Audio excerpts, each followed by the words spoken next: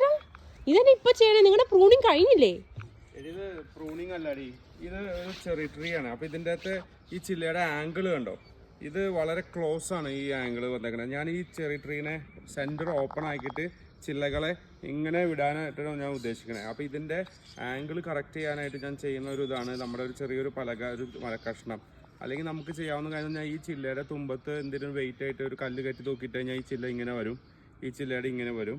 അപ്പോൾ ഇങ്ങനെ വരുമ്പോൾ ഇത് നന്നായി ഈ ഒരു 45 ഡിഗ്രി ആംഗിളിലാണ് ഇത് വളരേണ്ടത്. അപ്പോൾ ഏറ്റവും നന്നായി ഫ്രൂട്ട്സ് ഉണ്ടാവാനും അതേപോലെ തന്നെ നല്ല ഇതിനകത്ത് വായുസഞ്ചാരം ഉണ്ടാവാനും. അപ്പം ഞാനിത് ചെയ്യുന്നത് ഇതേ ഒരു കഷ്ണം ഒരു മരക്കഷ്ണം അതെ ഇങ്ങനെ 2 ആയിട്ട് വയ്ക്കുന്നു. അപ്പോൾ ഇവിടെ ഈ ആംഗിൾ കറക്റ്റായി. അടുത്തത് ഇതേപോലെ തന്നെ ഇവിടെയും വയ്ക്കുന്നു.